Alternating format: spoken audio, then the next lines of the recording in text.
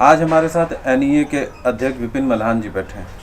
विपिन जी, सबसे पहला सवाल, लॉकडाउन की वजह से इंडस्ट्री पर क्या असर पड़ा है? देखिए, अगर मैं सिर्फ नोएडा की बात करता हूँ लॉकडाउन के लिए, तो नोएडा में गौतम बुद्ध नगर ज़िले के अंदर तकरीबन 15,000 उद्योग कार्यरत हैं और हमारे नोएडा में तकरीबन 10,800 इंडस्ट्री काम कर रही हैं और नोएडा और ग्रेटर नोएडा के अंदर इन दोनों इंडस्ट्रियों में मिला के तकरीबन 10 से 11 लाख श्रमिक कार्य कर रहे हैं।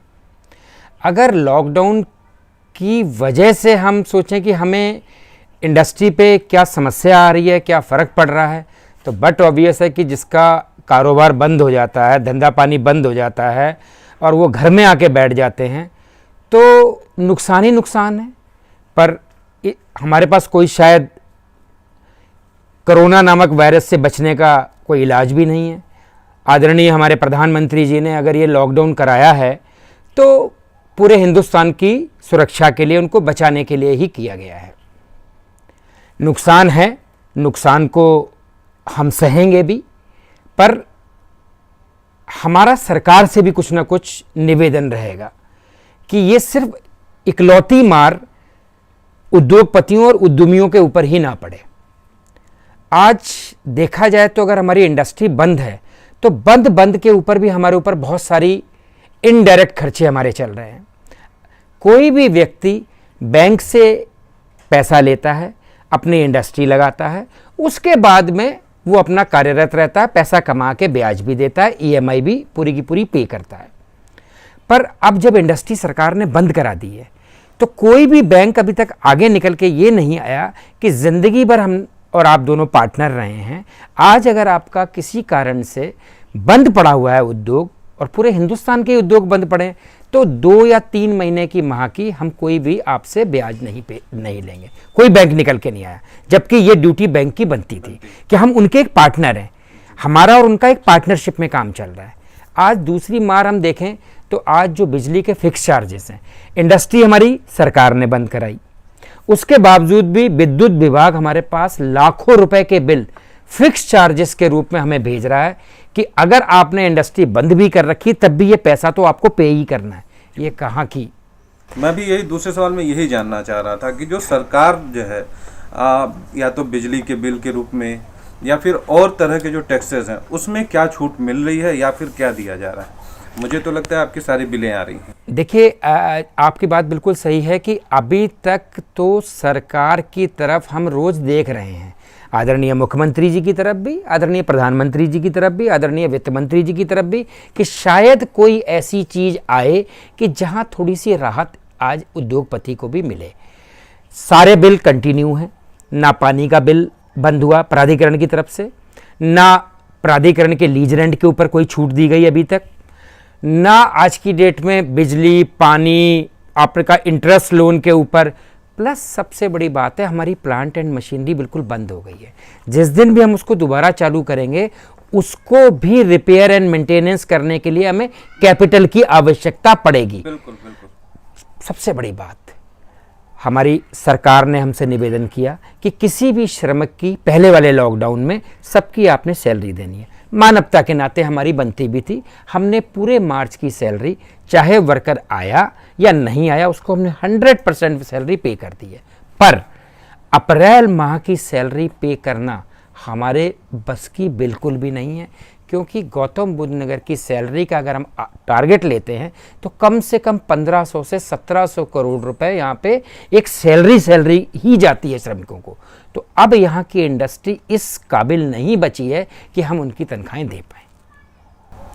बहुत बढ़िया आपने बात बताई हमें कि जो है जो अप्रैल माह की जो सैलरी है वो आप कर्मचारियों को नहीं देंगे। जो मैं इस लॉकडाउन के दरमियान एक समस्या और निकल के आ रही है इंडस्ट्री की तरफ से, जो है कई जगह ये देखने में आया है कि कर्मचारियों को लोग जो है निकाल रहे हैं। तो क्या आप ऐसा भरोसा दिला सकते हैं इंडस्ट्री के लोगों की तरफ से उन कर्मचारियों को जो कई हजार किलोमीटर से दूर आपके यहाँ आके काम करते रहे हैं या काम कर रहे हैं, क्या उनकी नौकरी जाएगी या रहेगी? देखिए, ये भविष्य का प्रश्न है। सबसे पहली बात तो यही है कि अभी तक हमें ही नहीं पता कि पूरी तरीके से लॉकडाउन हिंदुस्तान में कब खुलेगा, क्योंकि जो ये बीमारी आई है, ये आप जान लीजिए कि जब तक इसकी कोई मेडिसिन नहीं बनती तब तक शायद पूरी तरीके से लॉकडाउन खुलना मुझे लगता है कि असंभव है। उसमें कितना टाइम लगेगा, 3 महीने, 5 महीने, 6 महीने, जिस टाइम भी आपकी पब्लिक की गैदरिंग समाज में आएगी, लोग इकट्ठे होंगे, ये दोबारा से वायरस फैलेगा। एक तरीके से ये छूत की भी बीमारी है, जिसको टच करता है उसी को ये बीमारी उसको कैप्चर कर लेती है, और एक आदमी हजारों आदमियों को ये बीमारी दे सकता है। जहां जहां वो घूमता रहेगा वहां वहां पे वो चीज बढ़ती रहेगी। तो अभी तो हमारा भविष्य ही अंधकार में है, तो हम अपने श्रमिकों को क्या कहें? हाँ, हम ये कह सकते हैं कि जिस दिन भी हमारा उत्पादन शुरू होगा, जिस दिन भी हमारा उद्योग शुरू होगा, उस दिन पहली प्रायोरिटी उस इंडस्ट्री के आप ही होंगे, क्योंकि हम और आप एक ही सिक्के के दो पहलू हैं, कोई दोनों में से अलग नहीं है। ना हम आपके बिना चल सकते हैं, ना आप हमारे बिना चल सकते हो। एक बड़ी समस्या उन मजदूरों के लिए भी है जो आज पहले इंडस्ट्री में काम करते थे और आज के डेट में जो है भूखे कहीं कहीं ना किसी शेल्टर हाउस में हैं या फिर अपने घरों में ही कैद हैं। आप समाज सेवियों द्वारा और आप जैसे इंडस्ट्री उनको खाना खिला रहे हैं, आपने भी इसमें हम योगदान दिया है, उस भूमिका के बारे में जानना चाहूँगा। देखिए, जैसे ही लॉकडाउन हुआ, ये बात सच है कि सबसे पहले हमारा ध्यान उसी श्रमिकों और उन मजदूरों पे गया था कि जिनका कोई भी परिवार का व्यक्ति भूखा ना रहे।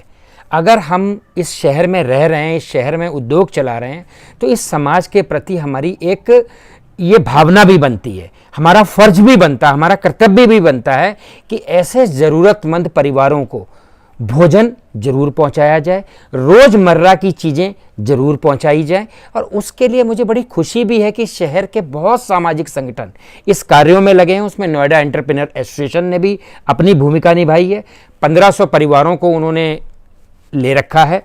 जहाँ जहाँ प्राधिकरण ने जिन परिवारों को कहा, उसमें एनईए की भूमिका ये रही है कि 15 दिन का पहले उनके यहाँ भोजन पहुंचा दिया गया, पूरा राशन पहुंचा दिया गया।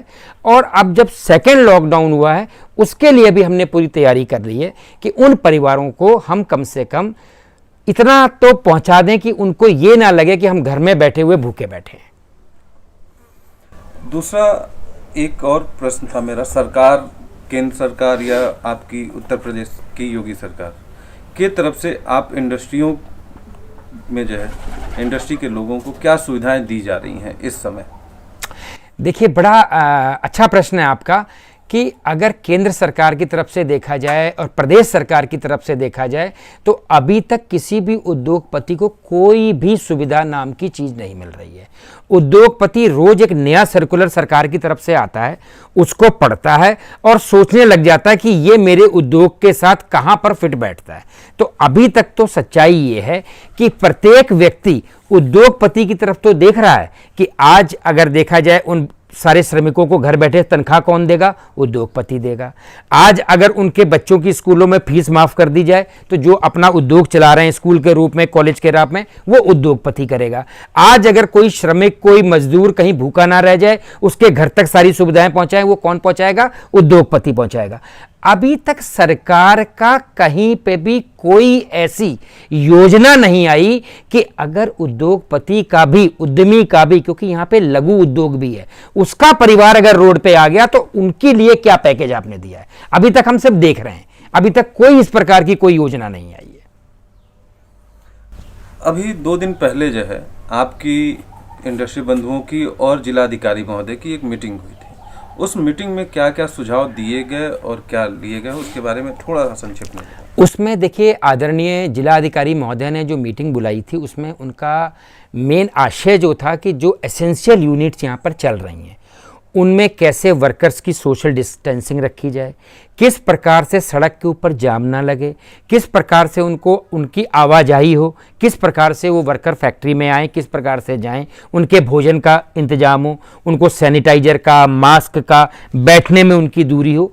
इस प्रकार के उन्होंने मीटिंग बुलाई थी। प्लस उन्होंने एक ये इंश्योर किया था कि मार्च के माह की किसी भी मजदूर का वेतन उद्यमी ना रोके, जिसका हमने उनको बिल्कुल आश्वासन दिया, एश्योर कराया कि हमने प्रत्येक मजदूर का वेतन मार्च के महीने तक का पूरी पेमेंट कर दी है। पर हाथ जोड़ के ये भी कह दिया कि अप्रैल माह के वेतन के बारे में आप हमें बिल्कुल भी कोई दिशा निर्देश मत दीजिएगा। आप लोग हमेशा जो है यहाँ के लोगों को देख के जो है जगह जगह पे जो है ऐसे भी शिविर चलाते रहे हैं।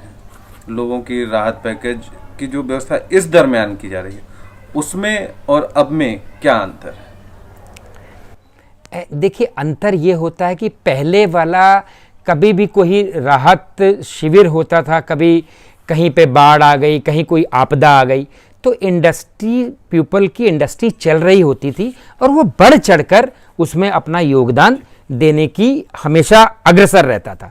पर इस बार थोड़े से हालात बदले हुए हैं, क्योंकि जो यहाँ का उद्योगपति है वो खुद आज की डेट में पीड़ित है।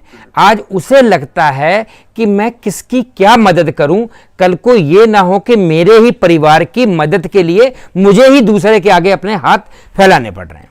तो दोनों सिचुएशन में बहुत फर्क है इस टाइम। आज के डेट में जो है, पहले आपकी दिनचर्या कुछ और रहती रही होगी जब आपकी इंडस्ट्री या फिर आपके ऑफिस के काम चलते। आज के डेट पे जब प्रधानमंत्री के रिक्वेस्ट पे आप पूरी तरीके से घर में लॉकडाउन है, तो आपकी दिनचर्या क्या होगी, मैं उसके बारे में जानना चाहता हूं। विकास भाई, आज की डेट में सच बताऊं तो एक तरफ लॉकडाउन है, मुझे मालूम है कि चलिए कुछ नुकसान हो रहे हैं, पर प्रधानमंत्री जी की अपील और सच में ये बात सही है कि अगर आप घर में रहेंगे तभी स्वस्थ रहेंगे, तभी इस बीमारी से बचे रहेंगे। पहली बार ऐसा लग रहा है कि इतनी मेहनत करके अगर हमने कोई घर बनाया तो उस घर में पहली बार इतना समय हमने व्यतीत किया अपने परिवार के साथ, अपने बच्चों के साथ, अपनी फैमिली के साथ। अब लगता है कि एक बाउंडिंग और बढ़ी। सवेरे हम निकल जाते थे तब बच्चे स्कूल गए होते थे, जब हम वापस आते थे तो बच्चे सो रहे होते थे, तो कभी सैटरडे संडे को ही मुलाकात हुआ करती थी। पर आज क्योंकि बच्चे भी घर पे, हम भी घर पे, श्रीमती जी भी घर पे, तो अब सबका एक बाउंडिंग अच्छी हो रही है। लग रहा है कि वाकई हम परिवार में बैठे। एक बहुत बड़ी समस्या विपिन जी, जब ये लॉकडाउन समाप्त होगा तो मुझे लगता है या फिर आप लोगों को भी लगता होगा कि जो भारत की अर्थव्यवस्था है इस लॉकडाउन की वजह से थोड़ी डगमगाई होगी। उस लॉकडाउन की वजह से जो समस्या आई उसको, भारत की अर्थव्यवस्था को सुधार के लिए कोई सुझाव आप भारत सरकार या हमारी जनता को देना चाहें तो? देखिए, मैं तो आपके चैनल के माध्यम से सिर्फ सरकार से यही अपील, एक निवेदन कर सकता हूं, एक सुझाव दे सकता हूं कि वाकई बात सही है कि आने वाला समय हिंदुस्तान का क्या पूरे संसार की अर्थव्यवस्था डगमगाएगी और उसमें हमारा हिंदुस्तान भी कहीं पीछे नहीं रहेगा। पर क्योंकि हमारा हिंदुस्तान एक रिलीजियस कंट्री है, रिलीजियस देश है, यहाँ मंदिर, यहाँ मस्जिद, यहाँ गुरुद्वारे, यहाँ चर्च, प्रत्येक हिंदुस्तानी कहीं ना कहीं अपने भाव से, अपनी श्रद्धा से वहाँ जाकर उनके चरणों में, प्रभु के चरणों में कुछ ना कुछ दान करता रहा है। आज मैं अगर बात करूं तो हमारे मंदिर, मस्जिद, गुरुद्वारे, चर्च जेवरातों से, सोनों से, कैश कितना उनके ट्रस्ट में भरा पड़ा है। अगर सरकार एक अध्यादेश लाके इन सारे ट्रस्टों से, क्योंकि ये भगवान की गुल्लक है, ये परमात्मा प्रभु की गुल्लक है, अगर उसी पैसे से 130 करोड़ की जनसंख्या के देश में उसी वाले अमाउंट को अगर सर्कुलेट कर दिया जाए तो मुझे नहीं लगता कि जहां पूरा वर्ल्ड अर्थव्यवस्था की मंदी से नीचे जा रहा होगा, हमारा देश संभल जाएगा, हमारा देश अग्रसर हो रहा होगा, हमारी अर्थव्यवस्था मजबूत हो रही होगी। बहुत अच्छा, बहुत ही अच्छा लगा आपसे हमें बात करके। बातों को यहीं सब विराम देते हुए हमारी जनता के लिए कोई संदेश? सिर्फ एक निवेदन कि जिस प्रकार से हमारे आदरणीय प्रधानमंत्री जी बार बार सबसे एक निवेदन कर रहे हैं, कृपया घर पे रहिए। ये बीमारी आपके घर में नहीं आएगी, ये बीमारी आपके घर में दस्तक देने नहीं आ सकती जब तक आप बाहर नहीं जाओगे। आप में से एक भी व्यक्ति बाहर गया, उसे अगर कोरोना नाम का वायरस कहीं लग गया तो आप अपने साथ साथ अपने पूरे परिवार को दुविधा में डाल सकते हैं। इसलिए अपने खातिर, अपने परिवार के खातिर, अपने प्रदेश के खातिर, अपने देश के खातिर कृपया घर पे रहिए। बहुत बहुत धन्यवाद। Thank you.